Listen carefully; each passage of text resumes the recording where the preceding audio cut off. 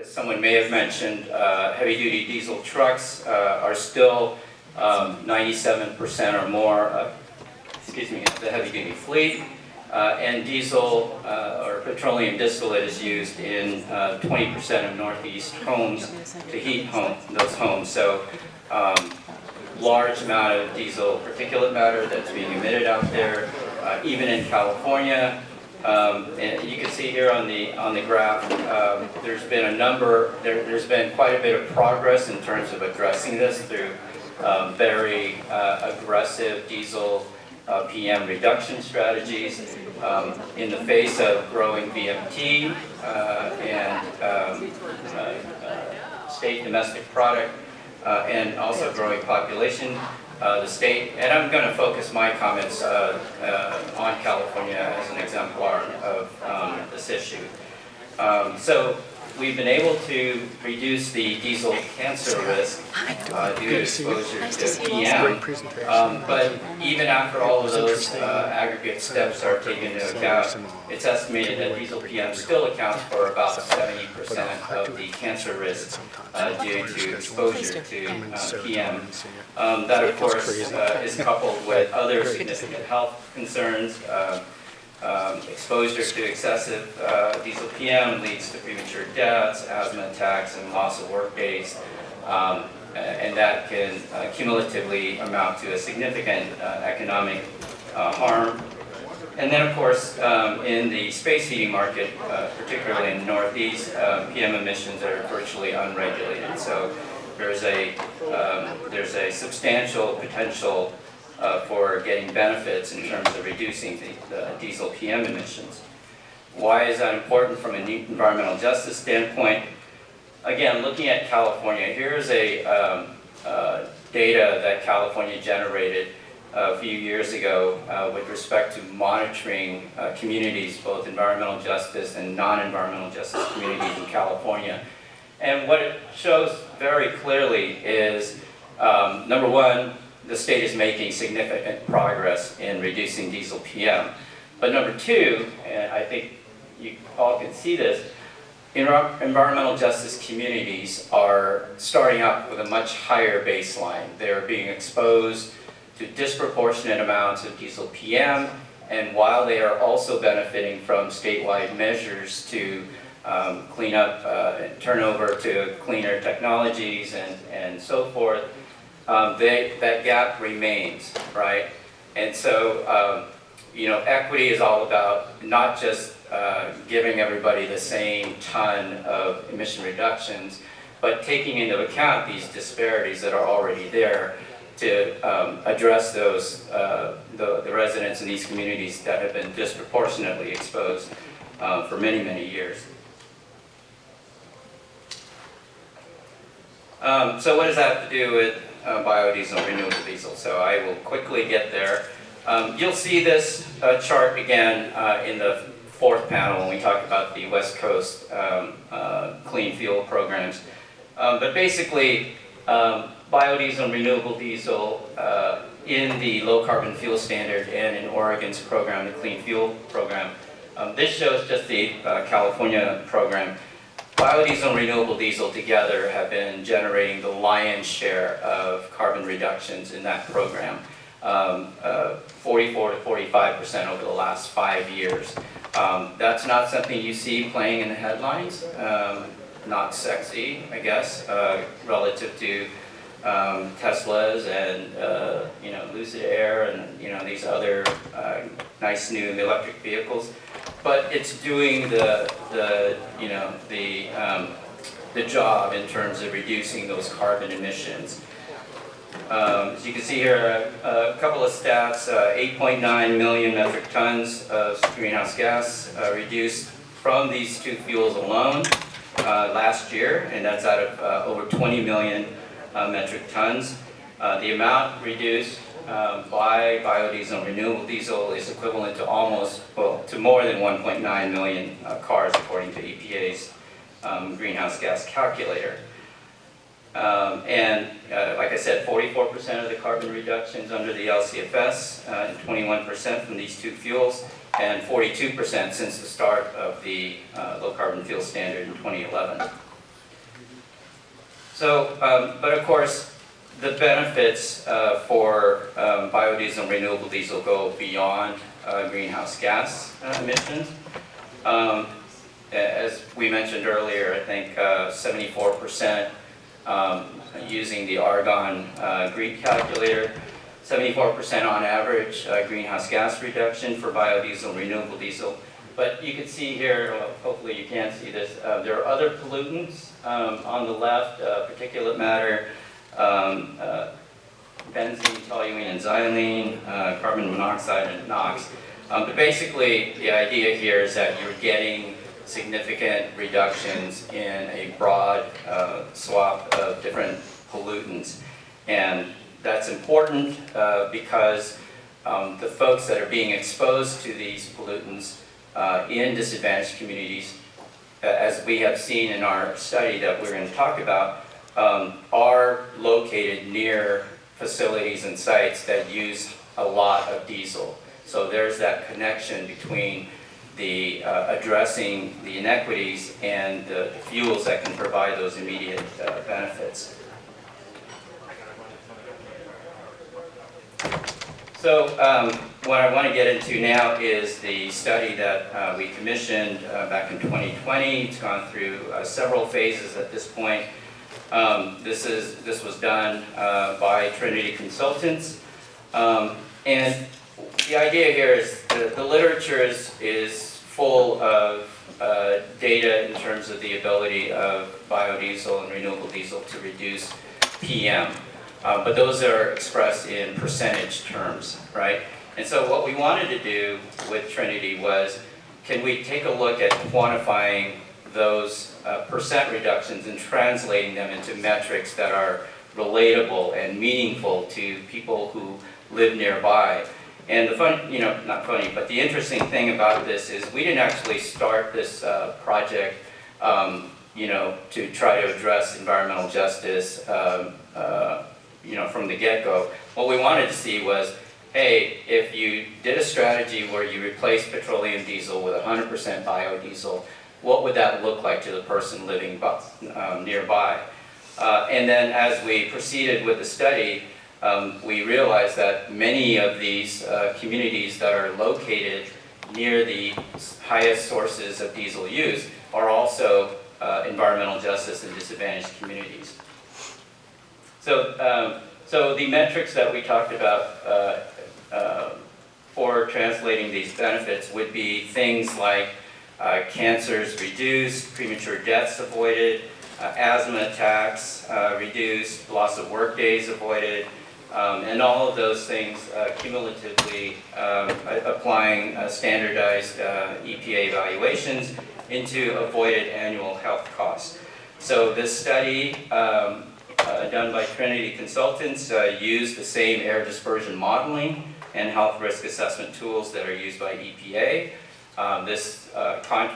In contrast to other studies in this space, this was done on a bottom-up basis, meaning that Trinity looked at emission inventories and air quality data that are applicable to these sites that are available through public information, and then did the modeling to see how the pollutants were dispersed and how they're affecting the local communities.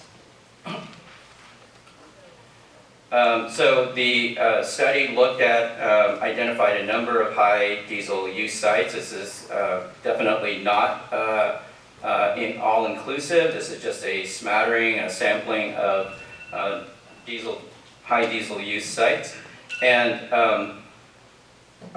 basically what they looked at were a number of ports, rail yards, logistics facilities, freight corridors, and things like that where high volumes of diesel are used. And for the Northeast, we also looked at high-density housing that use large quantities of heating oil. So you can see here the geographic distribution of the sites is pretty broad. We looked at sites West Coast, Colorado, East Coast. The second phase of the study is also shown here, where we looked at Southwest, Mid-Atlantic, in the District of Columbia. We looked at, as I said, transportation sources. So these are the legacy, older heavy-duty vehicles, model year 2007. So these are the ones that don't have diesel particulate filters. So these would be the population of vehicles where you would expect a PM reduction to occur. And then also heating oil, both residential and commercial. What we tried to do, especially in the second phase of the study, was map the sites that were selected specifically to the American Lung Association State of the Air report. They do this on an annual basis where they identify the worst cities to live in for exposure to things like ozone and PM.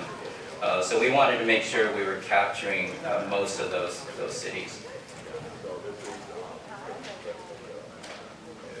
So here's just a sample. Again, we looked at 28 different sites across 21 states.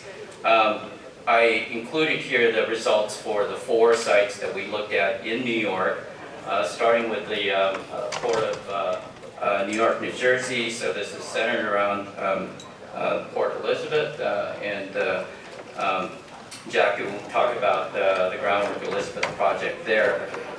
Basically, as you can see on the left-hand side of the graph, or the maps, that represents the before. So this is the baseline situation, 100% petroleum diesel use. And then the right side shows the after modeling north and south. On the right are the tabulated results that are quantified using the EPA BenMap valuation tool. And the highlighted metrics there are the 4 main drivers of the health benefits. So these are asthma incidence is reduced, minor restricted activity days. So these are days when you're affected by air pollution to the extent that you're not going to take that walk around the block, or you're not going to work in the garden like you were planning. And then there's premature death, and then work loss days. And applying the BenMap valuation, you can calculate a benefit value to that. And as you can see here for this Port of New York, New Jersey, not sure if you can see it from where you're at, but just to read it out to you, all of those calculated benefits would amount to $1.4 billion per year. So the way to read that is, if you were to switch all of the fossil diesel at this site to B100 tomorrow, you would start generating these benefits on an annual basis. As long as that switch has occurred, that would gradually change as vehicles get modernized in the fleet and so forth. But the point here is that there's a lot of potential benefits that could be derived from a simple thing like substituting from fossil to renewable diesel or renewable biodiesel. So I am a native of Buffalo. I'm born in Buffalo, SUNY graduate. Shout out to SUNY Brockport as well, which I'm getting an alumni award in a couple weeks. But I was on the city council for 5 years, in the state senate for 4 years. And I've been involved with clean energy, diversity, equity, and justice initiatives on and off throughout my adult life. And I currently serve as the executive director of the Greater Washington Region Clean Cities, which is one of the 80 coalitions around the country promoting clean energy, transportation, and environmental justice and equity. And so we're really excited about the partnership that we have with the Clean Fuels Alliance of America and the Renewable Energy Group and some of the other folks that are promoting alternative fuels. We are fuel neutral. Our biggest thing is reducing America's dependence on foreign oil and promoting climate solutions that make sense in not only in transportation, but also in buildings, and make sure we have a a workforce that uses cleaner products and that utilizes cleaner energy. So again, thank you. You know, it was a pleasure having you join us at the Pathways to a Cleaner Future conference, and the whole theme of it, you know, environmental equity with of your panel, environmental equity with liquid transportation and heating fuels. I I'd like to start with asking you to just talk about how the use of biomass diesel is contributing to the health and wellness of people in the United States, and if we could bring it home here to New York as well. Yeah, well, first let me say thank you for having me on your program. I want to thank the organizers of the conference, especially all the folks at Clean Fuels for having me there. I currently run the Greater Washington Region Clean Cities Coalition. We have a great partnership that focuses a lot around using biodiesel for vehicles and with the DC Department of Public Works and the DC Water. And we have worked together to really retrofit a number of the diesel powered vehicles in the District of Columbia, Washington, DC, to make those vehicles more environmentally friendly. As you know, your listeners know, diesel fuels have a very negative impact on the environment and has a very negative impact in underserved areas in particular, especially for young kids, which is one of the top reasons for kids not going to school for respiratory illnesses like asthma. And so we're really excited about this collaboration to use cutting edge technology and replacing diesel powered buses with biodiesel fuels. So we've been really excited about that. And it reduces anywhere from 70 to 80% of the toxins in the air as a result of using biodiesel as opposed to traditional diesel fuel. And where are you sourcing your biodiesel?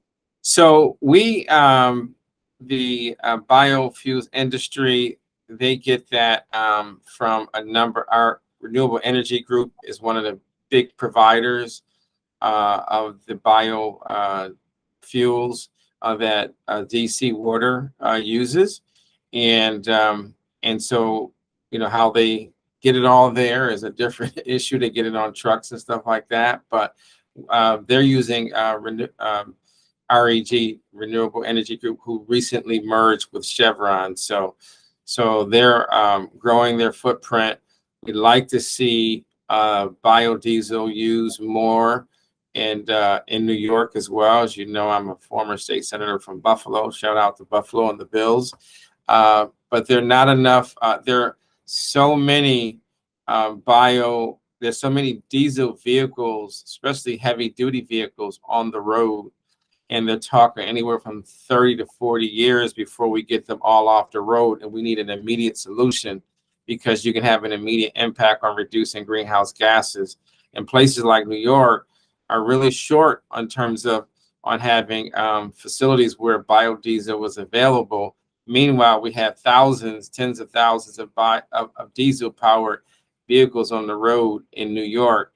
And I think this would be a great way to have immediate impacts on health, immediate impacts on the environment, and greenhouse gases as well. What is more practical in when you want to get into biodiesel fuel? Is there a practical method of converting vehicles, or does it make more sense to buy new vehicles? So I would say to you, it's more cost effective at this point to retrofit or repower existing vehicles, provided you look at, because you can do fleet analysis, either our office or other Clean City offices in New York, like Empire Clean Cities, can work with fleets, both public and private, and do a cost analysis to see, does it make more sense to retrofit or repower that vehicle with biodiesel diesel, or does it make sense to go buy a new one?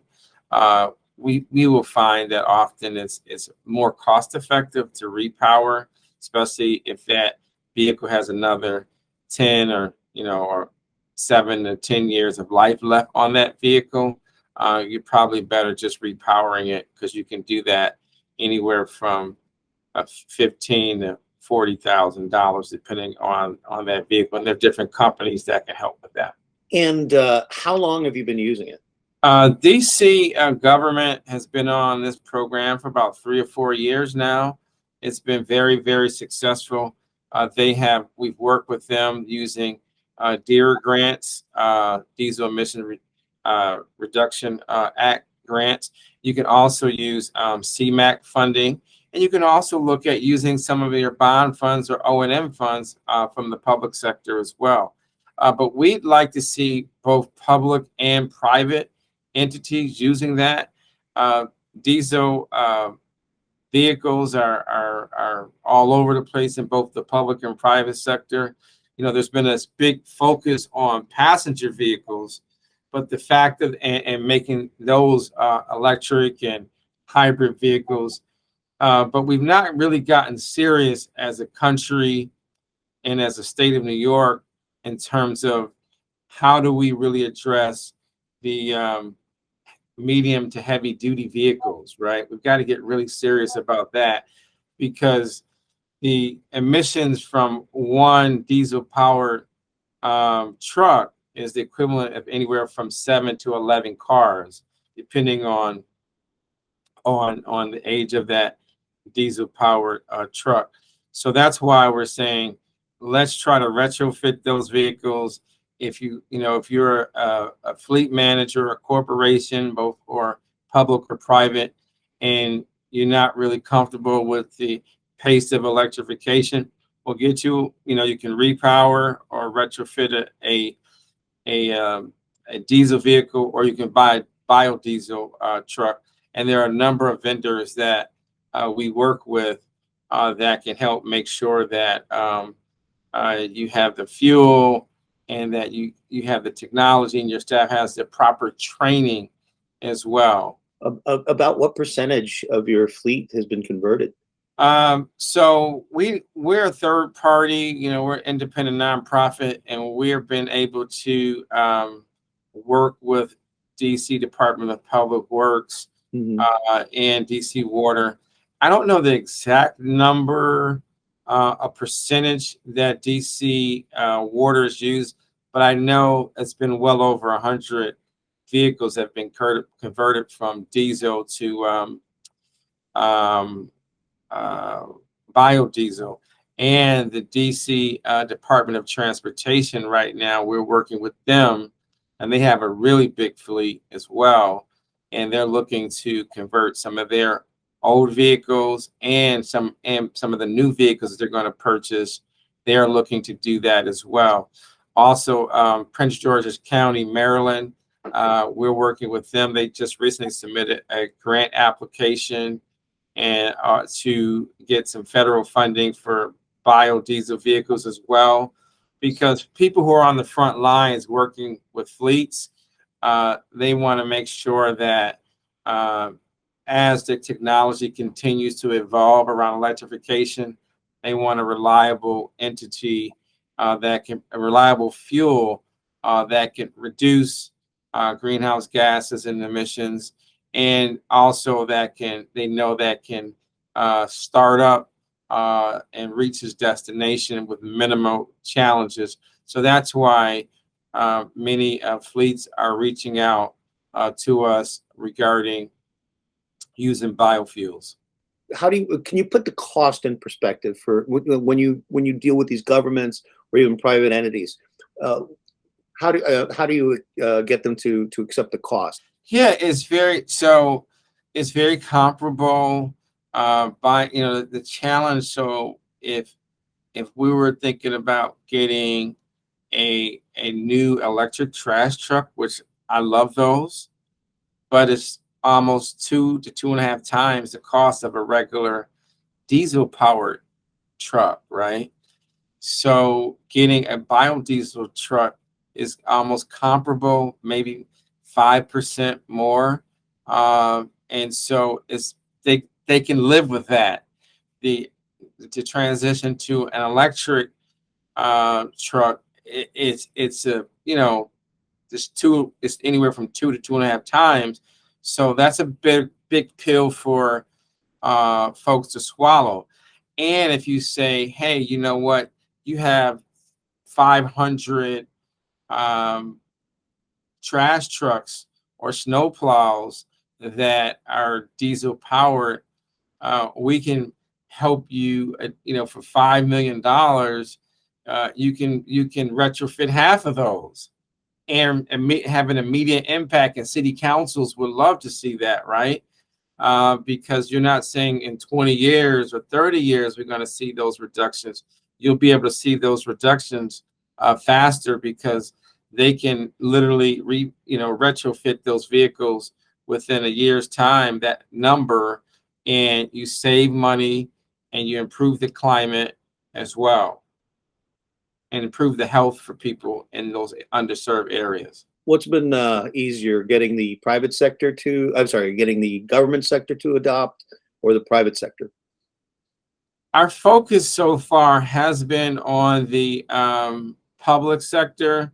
However, right now, we are increasing our education and outreach to include the private sector as well, because many private sector institutions have sustainability goals, and some of them may not be as familiar with this technology.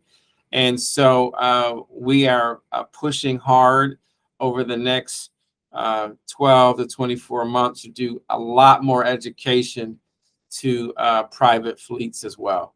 And from the work you've been doing as a nonprofit, can you talk a little bit about the progress you've made to the eventual goal of equity? Yeah, so that's a really, really big thing that I've spent my entire life focused on, is equity, justice, diversity, and inclusion. I'm always back in these spaces for some reason, but so we've made some progress.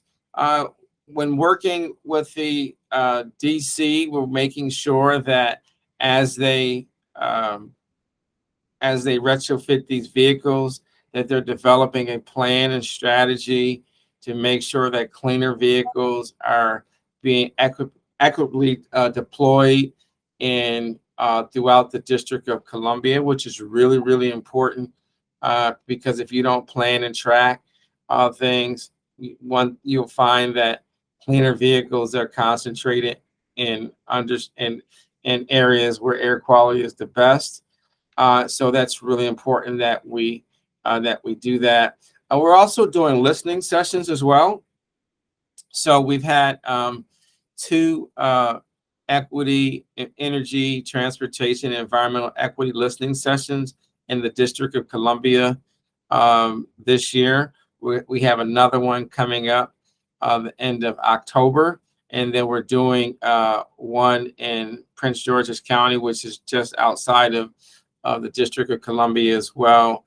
And really talking with residents about air quality, about transportation, about energy equity. And it's really given us a chance to listen and learn, bring good information, and find out just how people feel about some of these issues. And one of the things we found is that a lot of the underserved areas feel like these resources don't get to their areas enough. I was astonished by how many people knew at least one person in their immediate family or on their street that is suffering from some type of respiratory illness.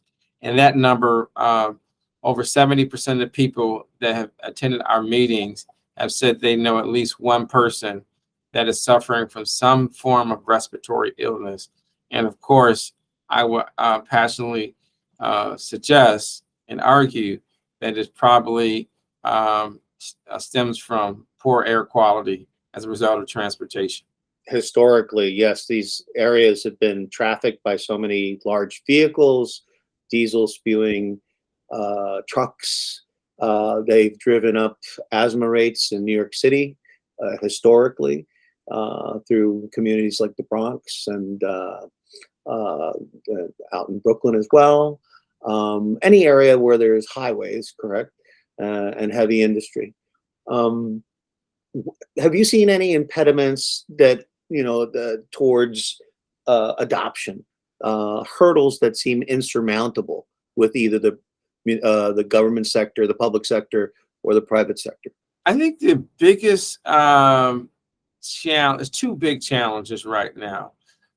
One is just making sure that we educate policymakers about the technology and making sure that they understand that this is a way to improve the climate faster in a reliable way. I mean, the Department of Energy strongly supports biofuels, and the EPA does as well. And then the other big thing is just making sure that people understand that supporting biofuels does not mean that you can't do other projects around electrification, right? Electrification is there. We support it. We have projects around that. It is very costly, and we still have to deal with all the challenges that come from creating electricity and reliability on the grid. So you can do both, right? And I don't believe that America should create another sole source primary fuel that's 80% or 90% of our fuels are electric, so that we recreate what we have with the oil industry. So I believe in fuel diversity. I think America needs to have a fuel mix that's better than it is right now, because it's not very diverse in this country, and we should not go back. We should not put the same onus on our great grandchildren and great great grandchildren that was put on us, where now we're totally dependent on foreign entities for powering our planes and powering our cars and trucks and passenger and work vehicles. Can you take that one step further and show me how, talk to me a little bit about how biodiesel fuel can work with electric? Yeah, and there are a lot of different technologies that are out there that I'm still learning every day. But there are ways in which you can use biodiesel, and it's not only as a backup, but also as a complement to your existing fleets, right? So there's nothing wrong with having vehicles that are powered with biodiesel, and then having an array of electric vehicles. And then there are some folks that are using biodiesel as a way to support efforts for electrification as well. And so there are different ways in which people are doing that too. So there's a lot of good things that are out there. Well, this has been a fascinating follow-up to the panel. Did you I'm sorry, did you want to bring up anything that that was mentioned at the panel that we haven't touched upon?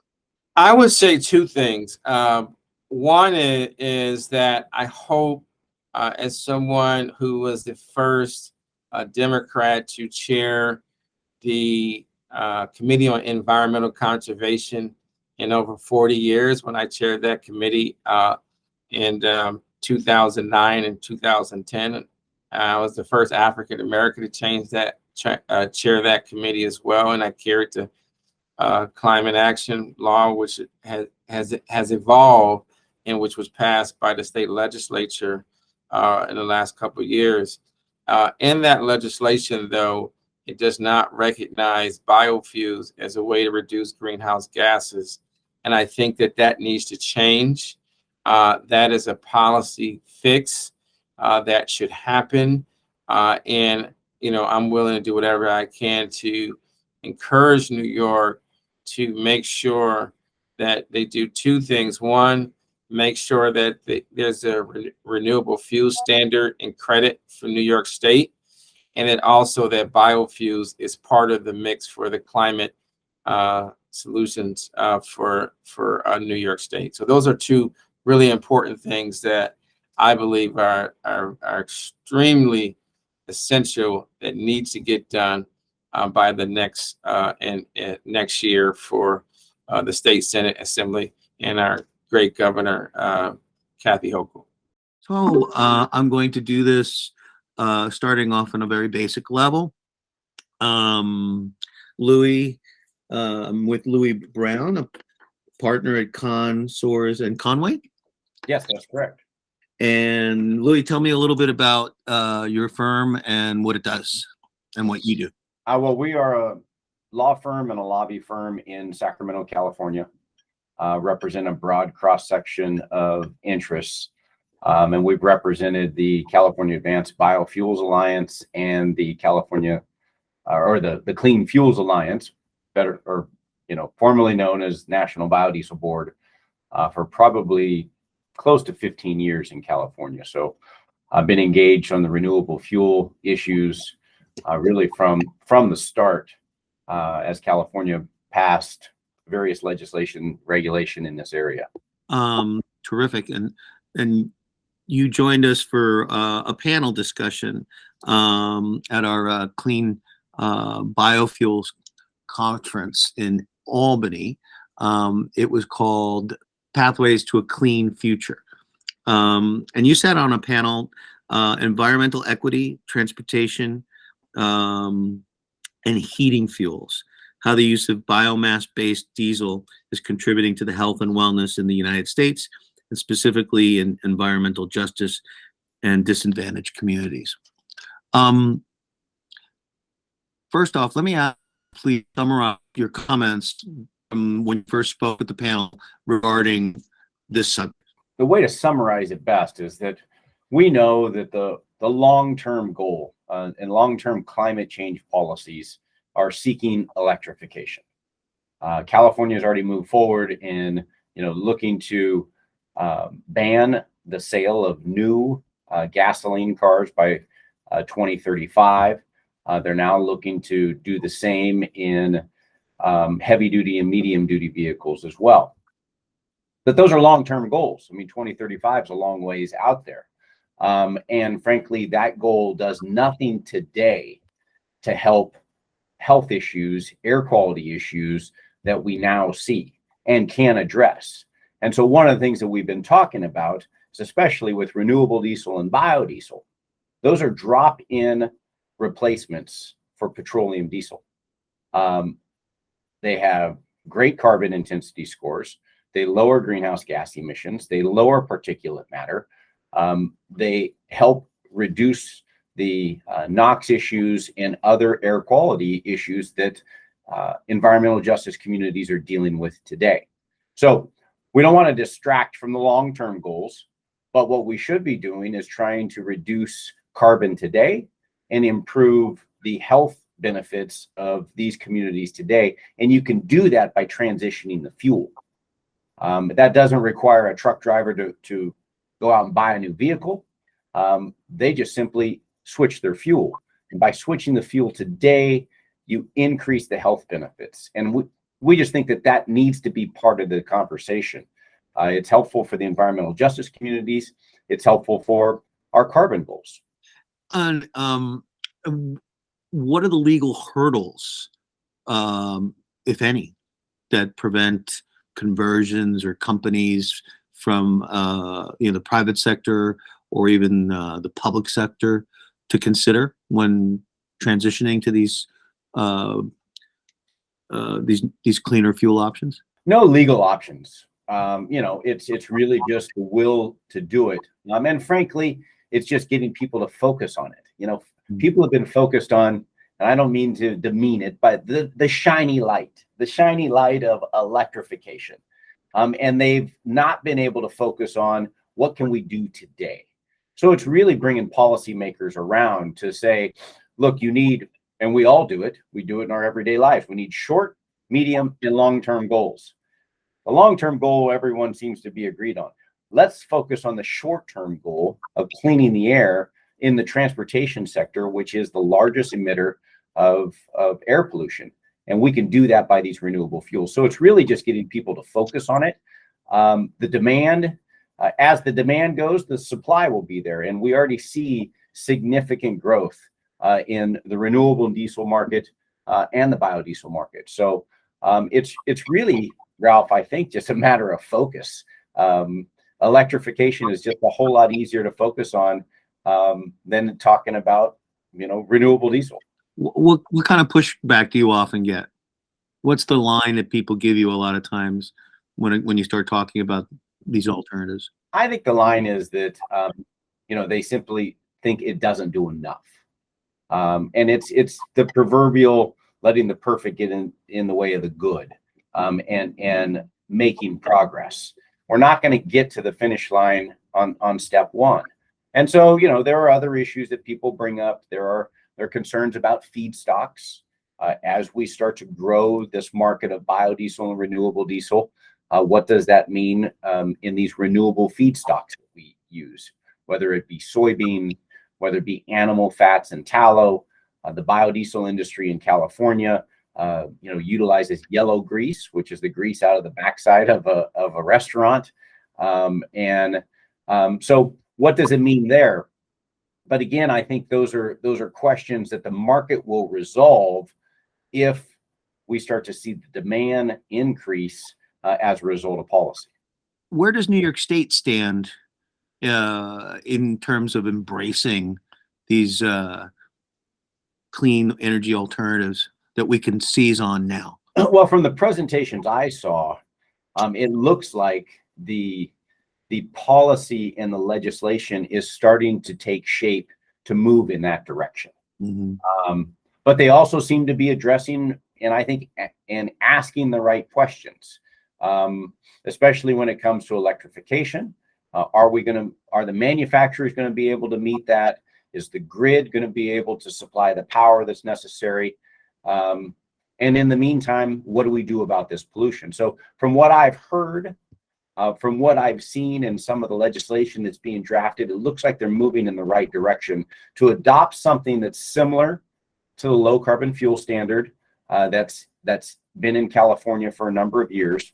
It's not a top-down mandate. It's an incentive-based program that basically forces the industry to go out and innovate. And the fuels coming into the market that have the lowest carbon score get higher credit prices and greater opportunities to compete in this. And we've seen it be very successful in California. And I think New York seems to be heading in that direction as well. Are policymakers hard to convince of the equity benefits? Not once they start to see the numbers. And, as we start to show things, for example, there's a study that we call it the Trinity study that was done in partnership with the American Lung Association that really highlights some of the most polluted areas in the country. And in California, it focused on the ports, specifically the Port of Long Beach and the Port of Los Angeles, where, frankly, is the gateway to a lot of the commerce that's happening now. And that study showed just immediate reductions in health concerns and issues. And I think once policymakers start to see the benefits that happen from the air pollution and the health, and they combine that with the economic incentives that come from a low carbon fuel standard, it really kind of becomes a no-brainer. We've been talking a lot about how this applies to transportation, but it also applies to heating fuels, right? Yeah, it does. And I'll have to admit that's an issue that I'm a little less knowledgeable on, only because we don't utilize heating oil in California like they do in the Northeast. I mean, it just really doesn't get that cold out here. So, but it is definitely another source that you have to look at. Is it, especially in the Northeast, where heating oil frankly, can be fairly dirty fuel. And if you can transition that to a renewable fuel that has better health benefits, frankly, it seems to go hand in hand with the discussion that we're having about when you're talking about transportation. Are there any federal regulatory hurdles or concerns at all that would slow down the implementation of biomass-based diesel fuel or the same for heating fuel? Are there any federal guardrails in this? No real hurdles. I mean, in fact, I think the federal government has looked to really build the industry. The renewable fuel standard, the credits that they provide for renewable fuels is there. I think it does come back to more of a state level. I don't know that we'll see a federal low carbon fuel standard at any time soon. Congress moves slowly, and so they can focus on that big picture of like a renewable fuel standard. But I think it really comes down to, at least in the near future, what individual states can provide. And we've seen it. We've seen various states in the Midwest do a blend mandates where certain percentages of fuel are renewable. The West Coast has now pretty much moved entirely to a low carbon fuel standard. You got California and Oregon and British Columbia that have already implemented one. Washington is not far behind. And so I think this movement is going to happen from the coasts. And once we see New York come on board, maybe once we see New York and we see the West Coast come on, we'll see a little bit more movement at the congressional level. This has been really very interesting, very fascinating to catch up on this again. What are next steps to see some immediate action taken in encouraging the public and private sector to adopt biomass-based fuels? Well, I think having New York and the Northeast states come on board would be amazing for it. You just start to look at the percentage of the population then would be, impacted in a positive way of having these low carbon fuels. And with that, we see the corresponding growth in production. And I think it's just all moving in the right direction at this time. Louis, this has been really great. Is there something that you wanted to include in this discussion, or a question I didn't ask that you wanted me to? No, I think the only thing I would, conclude with, Ralph, is how we started it. What we've seen in California is that as the low carbon fuel standard came in place, it was biomass-based diesel, it was renewable diesel that generated the credits that and really helped drive the carbon intensity scores lower. And in doing that, it's created revenues for the electric policies that we have in Climate. And it's really, been a success story for us as we try to accomplish our climate goals, but also then address air pollution issues. Groundwork has been around for about 20 years. We were born, I should say, of the National Park Service at their 150th anniversary. They visited a Groundwork London and saw that youth, they had a high youth unemployment rate, and they also had a lot of urban blight. Groundwork brought these things kind of together and employed the youth to address the blight in London. Very, very successful program. The National Park Service wished to replicate that. Fast forward, they did an RFP and Groundwork was born. Today, I think there's 23 of us. Our startup funding comes from the National Park Service, and we really are trying to change places and change lives. I think the real interesting thing about Groundwork, and what I would want everyone's takeaways to be, is most of the whether they be professional or governmental organizations that focus on the environment, whether it be natural resource conservation services, you could look at our cooperative extensions, our farm bureaus, etc. For the last 75 years, they have walked out of our cities. Small problem is that's when our people are walking back into our cities. It's critical at this time that nature and the environment be part of our urban areas. If nothing else, increasing our tree coverage will reduce our possibility of flooding, and we've recently had some tragic flooding. So today's Groundwork Elizabeth, we work really focus on youth development, engaging youth in environmental justice topics, whether it be clean air, clean water, reuse of adaptive reuse of brownfields, things like that.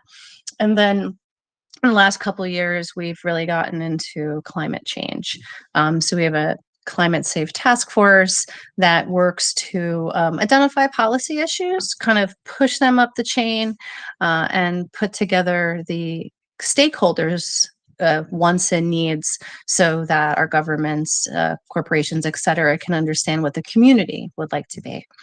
So there's a little bit of background to how I got into my current grant. So we received the grant from the EPA. It's an environmental justice small grant, port specific. Elizabeth, for those of you who don't know, it is Newark Marine. It's Port Newark and Elizabeth Marine Terminal. At one point, it was the busiest terminal in the United States. I think that moves around a little bit now. The city of Elizabeth has the airport to the north, the marine terminal to the northeast. The turnpike runs down one side, 1 and 9 runs down one side, and then right below us is the Phillips 66 Bayway Refinery area, which is, obviously of national importance. It supplies most of the fuels, et cetera, on our East Coast, or many of the fuels on our East Coast. So as a result, our community is hotter, we are wetter, we have a higher incidence of asthma in certain areas, especially where our housing authorities are. You expect people to have a shorter life expectancy, and their economic outlooks remain poor. All of this really started, has a lot to do with earlier redlining policies, which made a nice portion of Elizabeth unavailable for purchase, and really increased our utilities. So as we have been looking around to understand what Groundwork Elizabeth can champion and engage the community in, and really educate the community in, we really have taken a deep dive into air quality. You shouldn't live on one side of town and maybe, have asthma and live on the other side and not have asthma simply because of where you live. But it's very true here that your zip code really is going to tell more about your future, unfortunately, than anything else. We were alerted to an environmental justice small grant, port specific, when we realized that it's the time. It's time for our ports, whether they be airports or ports, to understand that they are creating a tremendous burden on our community. So as we began to investigate different ways to first measure air quality, there's not too much measurement going on, although we do have an EPA site in Elizabeth on the turnpike. We began to, do some reading, do some research, et cetera, and, to bring it all back to biofuels, realize that if we could take even the fleet of the port Newark and Elizabeth Marine Terminal, trying to use their proper names, if we could just reduce that fleet, we believed we would see some difference in our air qualities.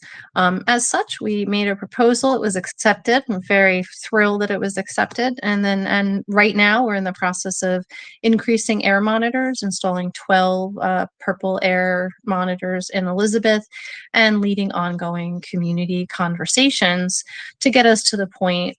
We're getting into the port primer right now. And we've had some beginning really good conversations with the port.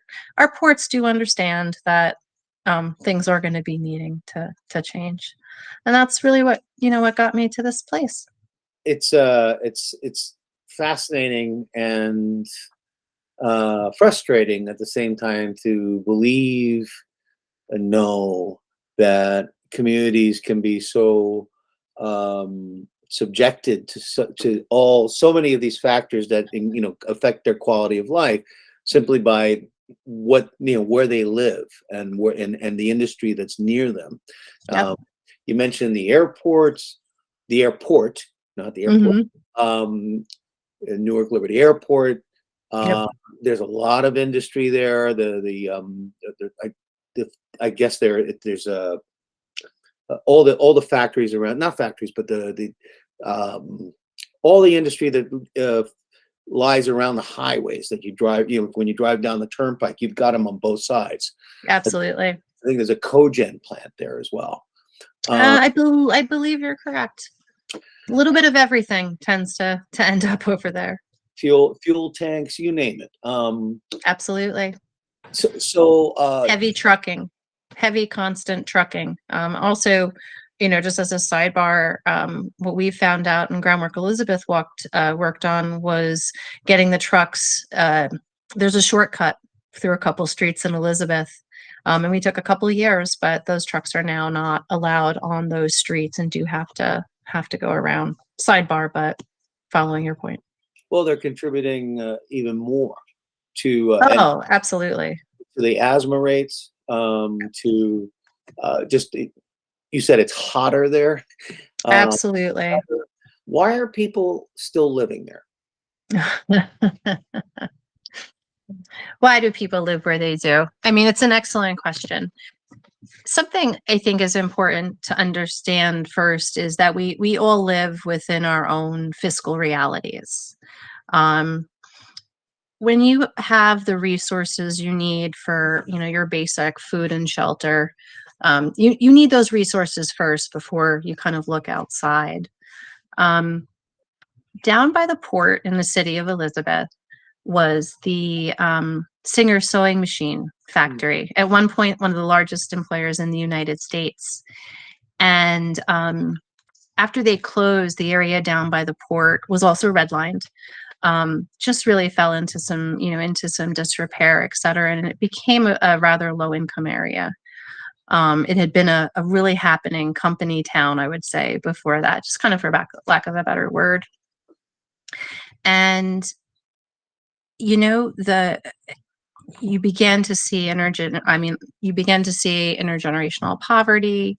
And I say these things really just to underscore the fact that if you don't have the money to feed yourself, to provide shelter, having a car, or a laundry machine, there's these things, these quality of lives. And when you're barely making that, there's no room.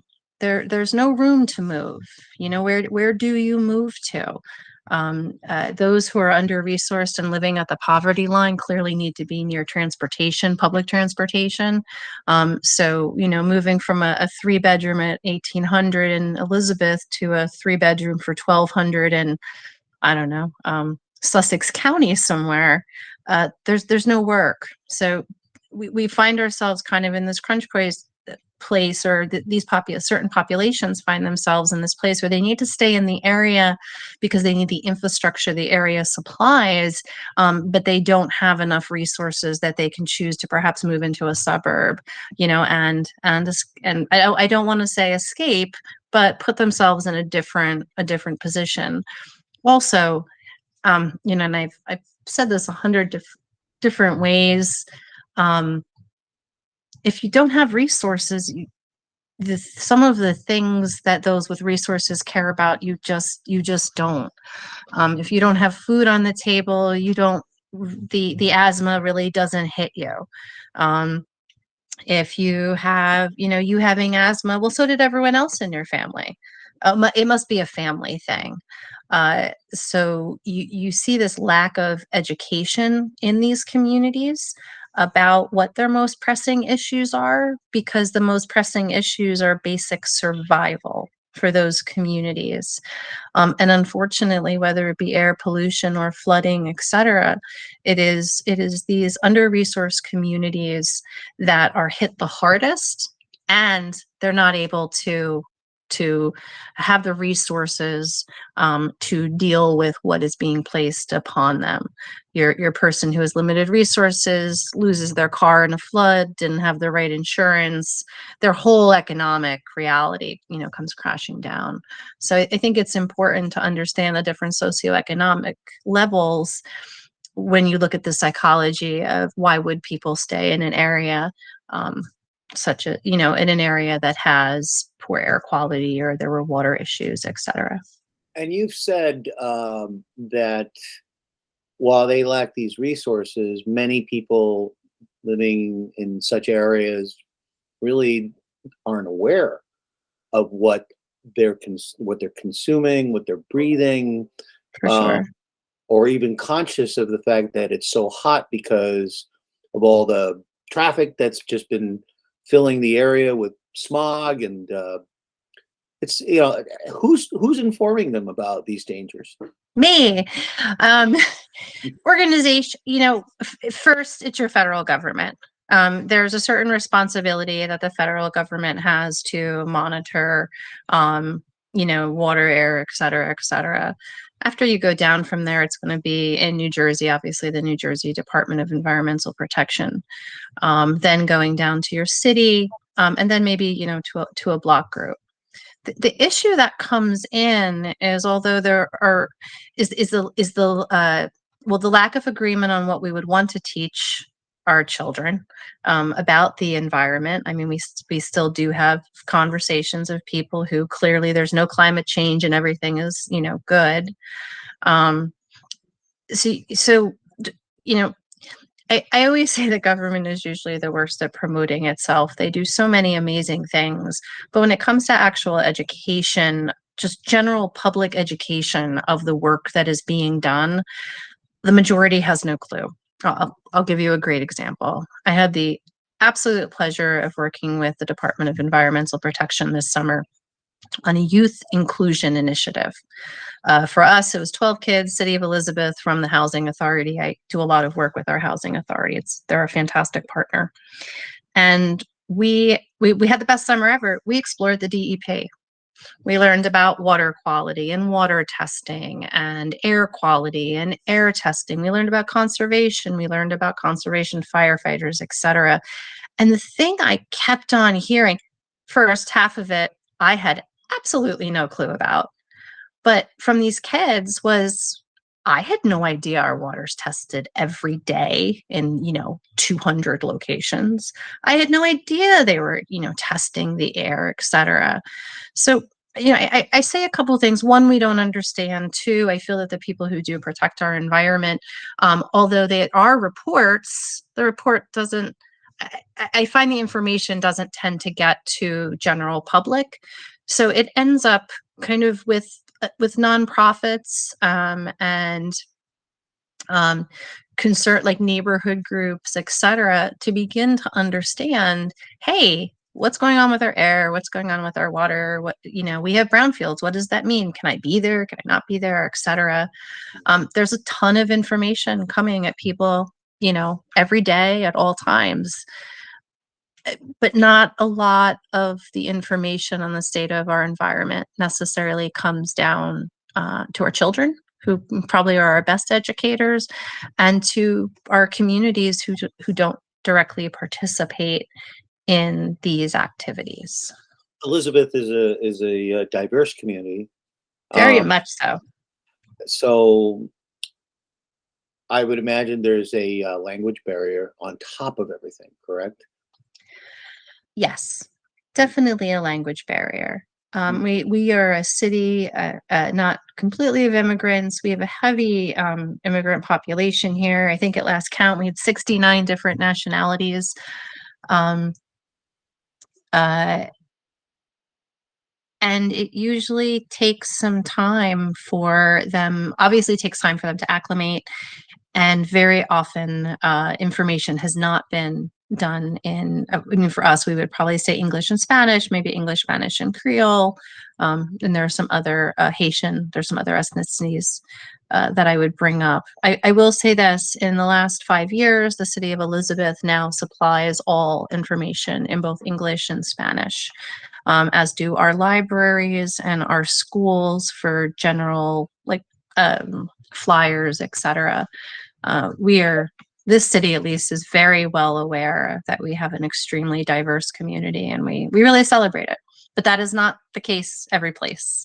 This is Northeast New Jersey. We are the most liberal place on the planet. So we tend to be forward thinking. A person such as yourself, I don't every day would think, is thinking by clean alternative fuels,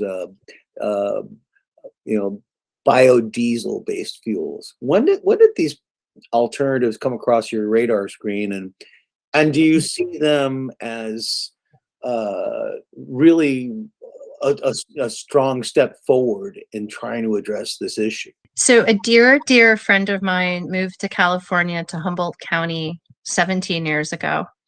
And about 10 years ago, she told me about this glorious diesel Mercedes that she bought, and she was switching it to veggie oil. That was, I'm sure actually plenty of people have very similar stories. That was my first introduction to biofuels. I think that our energy future has to be diverse. I don't think that any fuel energy source at this time comes with absolutely no issues. Everything has some kind of issues that go with it. And I think it's super important for us to diversify how we choose our energy future. In listening to and doing my own research and trying to better understand how things work, I did some exploration in biofuels, and after some conversation, what I realized is there is we are moving away from traditional gas as we know it, and it seems like quite a rush to jump to electric. And I think that it seems like quite an easier, it sounds like an easy answer. And I don't really think it is. I think that there's some really great opportunities for biofuels.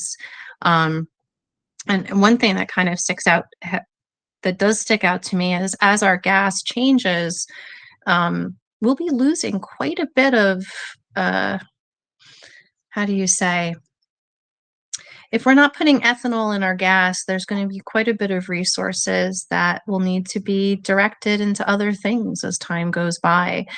There's also waste everywhere that can be turned into some type of biofuel.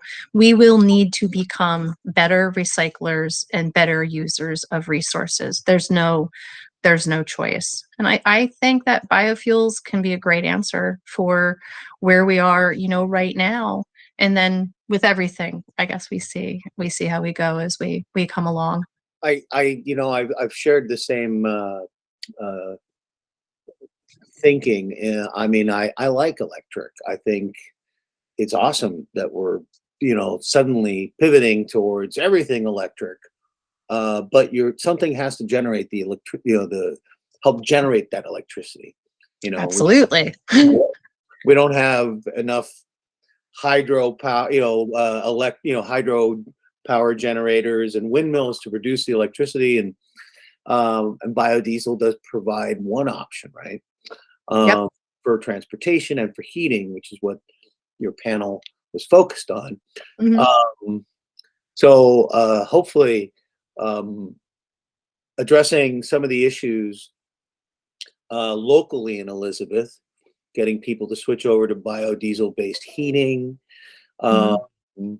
and providing the electricity locally with maybe or converting more vehicles to biodiesel-based fuel. That's one way to start. However, Elizabeth has the unfortunate circumstance of having a highway that travels right through it, right? 2 of them. So all those vehicles have to be converted, right? The only complaint I heard from first adopters of recycled restaurant oil was that it stinks. I will say my girlfriend lasted about 2.5 years, and I do think that there was some smell issues. I'm not exactly recalling, but I've heard similar things. But right now sounds like a small price to pay for having a Mercedes. So I thought it was a pretty cool looking car myself. it's been fascinating revisiting this with you. Oh, I thank you. hear what you're saying. I can't imagine it can't happen fast enough for you, right? You know, I invite anyone who thinks that we can wait for a clean energy future to come meet some of my friends at the housing authority who are dealing with asthma. And I think when you see a 3-year-old who can barely breathe, I think it really underscores the urgency to clean up our fuel situation. And biofuels are there. So where they can fit in, I firmly believe they're a part of our energy future, and I'm really hopeful that we'll see some progress in our work with the the Newark, the Port Newark and Elizabeth Marine Terminal, the port, and the Port Authority as well. Yeah, I'm definitely hopeful. I pretty sure in the end we all want the same thing. We want clean air, clean water, and safety. To enjoy our lives and our families and the good opportunities that are available to us. So, crossing fingers.